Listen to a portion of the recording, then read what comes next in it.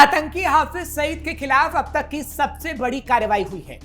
उसकी गैर मौजूदगी में बीएनएसएस के तहत कार्रवाई शुरू कर दी गई है और ट्रायल की शुरुआत हो गई। अब हाफिज सईद को भारत घसीट कर लाया जाएगा। जी हां, घसीट कर। पाकिस्तान अपने मुल्ला मौलवियों और आतंकवादियों के लिए चाहे जितना शोर मचा ले, लेकिन जो पाप पाकिस्तान ने किए हैं उसकी सजा तो उसको मिलकर रहेगी, क्योंकि भारत को दहलाने के ख्वाब देखने वाले अब एक एक करके मारे जा रहे हैं। वहीं अब इन सब का आका हाफिज सईद का हश्र इतना बुरा होगा कि पाकिस्तान की आने वाली पीढ़ियां तक उसे याद रखेंगी। नमस्कार, कैपिटल टीवी की स्पेशल स्टोरी में आपका स्वागत है। मैं हूं आपके साथ हर्ष भारद्वाज। मुंबई में 2008 में हुए 26/11 आतंकी हमले के 6 पाकिस्तानी आरोपियों के खिलाफ उनकी गैर मौजूदगी में ट्रायल की शुरुआत हो चली है। इनमें लश्कर-ए-तैयबा का हैंडलर हाफिज सईद और जकीउर रहमान लखवी भी शामिल हैं।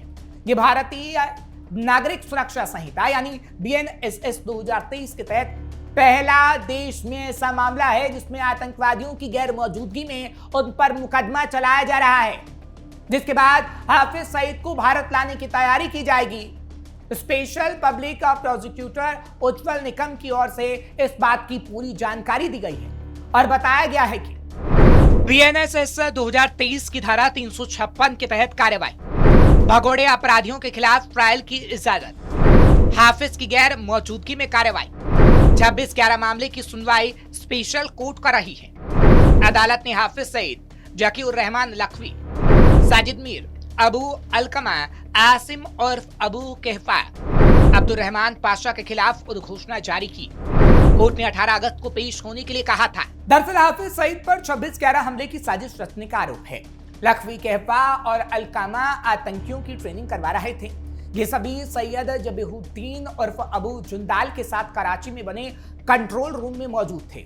अबू जुंदाल ने ही आतंकवादियों को हिंदी और स्थानीय भाषा सिखाई थी। कहा जाता है कि जुंदाल, लखवी, अलकामा और कहफा कंट्रोल रूम में बैठकर टीवी पर पूरा ऑपरेशन देख रहे थे कि किस तरीके से मुंबई में हमला किया जा रहा है।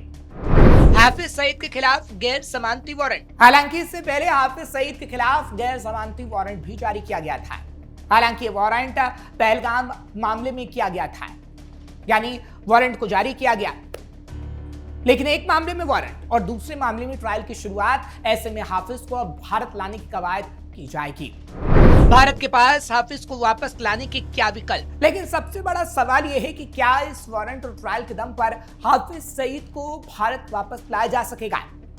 आईएसआई और पाकिस्तानी सेना की गोद में बैठे आतंक के सरगना के लिए आखिर भारत अब क्या करेगा? इस सवाल का जवाब भी आपको देते हैं। दरअसल पहलगाम में पिछले साल 22 अप्रैल को आतंकवादियों ने हमला किया था। इसमें 26 पर्यटकों की मौत हो गई थी। राष्ट्रीय जांच एजेंसी एनआईए ने इस मामले में पिछले सप्ताह सप्लीमेंट्री चार्जशीट दाखिल की थी। इसमें दावा किया गया कि आतंकी हमले की साजिश लश्कर-ए-तैयबा के प्रमुख हाफिज सईद ने ही रची है। चार्जशीट में हाफिज पर भारत के खिलाफ जंग छेड़ने का आरोप लगाया गया। इसी चार्जशीट के आधार पर कोर्ट ने गैर जमानती वारंट जारी किया और उसके बाद अब 26/11 हमले में ट्रायल की शुरुआत हो गई है। हालांकि सबसे बड़ी बाधा यह है कि हाफिज अभी पाकिस्तान में है। ऐसे में ट्रायल की शुरुआत और वारंट जारी करने से क्या होगा? Interpol red corner notice.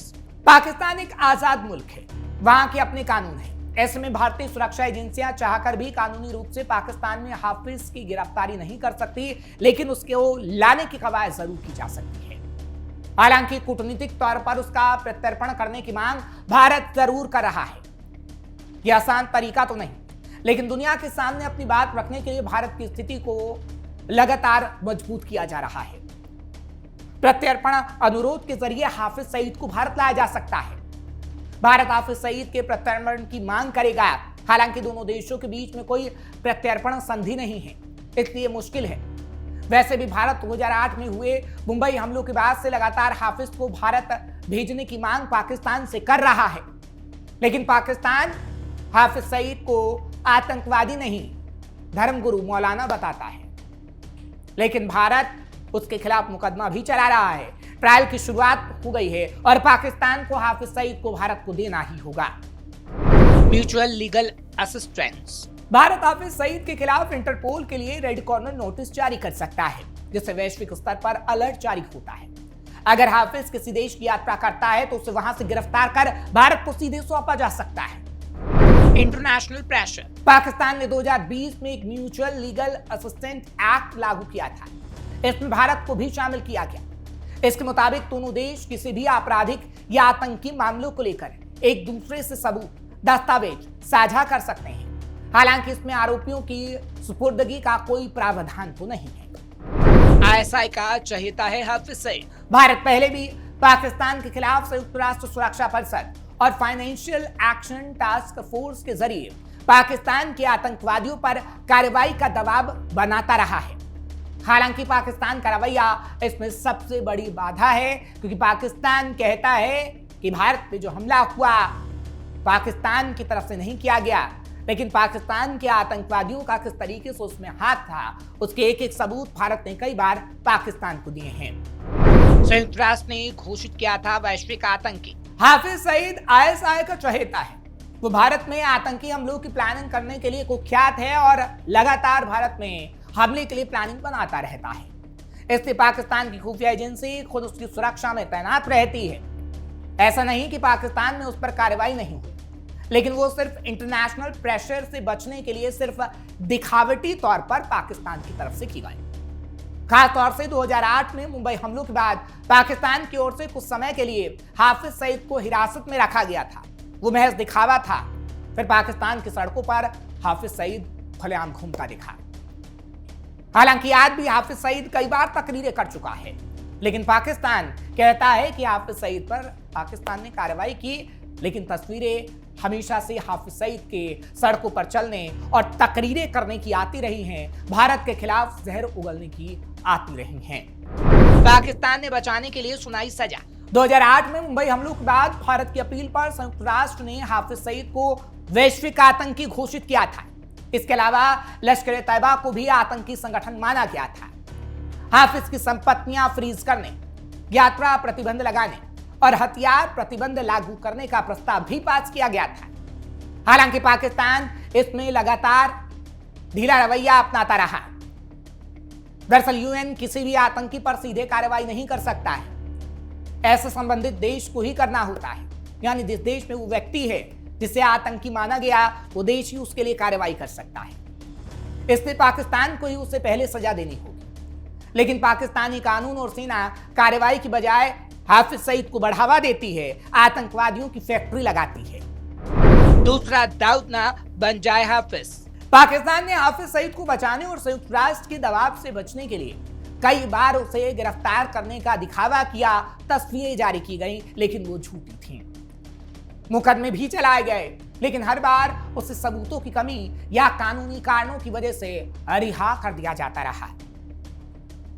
Bharat की ओर से सबूत दिए जाने के बाद भी हाफिज सईद पर आतंकी के तौर पर मुकदमा नहीं चला।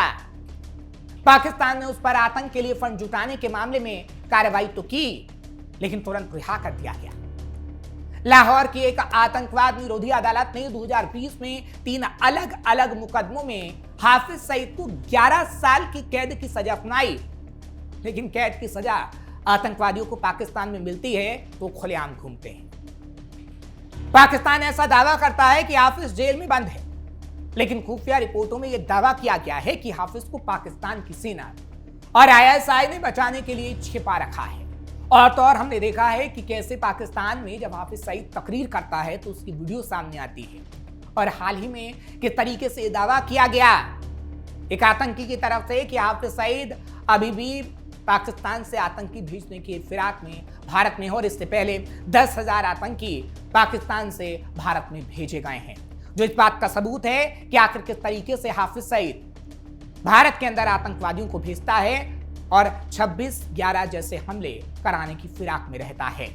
अब सबसे बड़ा सवाल यह है कि कहीं दूसरा दाऊद तो हाफिज नहीं बन जाएगा, क्योंकि हाफिज सईद से पहले भारत के मोस्ट वांटेड अपराधी दाऊद इब्राहिम को भी पाकिस्तान पनाह दिए हुए था। मुंबई बम ब्लास्ट के बाद दाऊद के खिलाफ भी इंटरपोल रेड कॉर्नर नोटिस और वारंट जारी किया गया, लेकिन आज तक वो पकड़ में नहीं आया है। इसलिए सवाल बड़ा है कि क्या दूसरा दाऊद हाफिज सईद बन जाएगा। लेकिन अब जिस तरीके से ट्रायल की शुरुआत हो गई है, क्योंकि कोर्ट भी ये कह रहा है कि हाफिज सईद को पेश करो, ट्रायल की शुरुआत हो गई है। ऐसे में हाफिज सईद को कहीं ना कहीं जल्द से जल्द भारत लाया जाएगा और ये कोशिश भारत की तरफ से की भी जा रही है कि कैसे हाफिज सईद को भारत लाया जाए और सख्त से सख्त सजा दी जाए, ताकि पाकिस्तान की आगे आने वाली पीढ़ियां भी याद रखें कि भारत को दहलाने की कोशिश करोगे उसका अंजाम बहुत बुरा होगा। आपको ये खबर कैसी लगी कमेंट सेक्शन में जरूर बताएं। खबर को लाइक शेयर करें, कैपिटल टीवी को सब्सक्राइब करना मत भूलिएगा।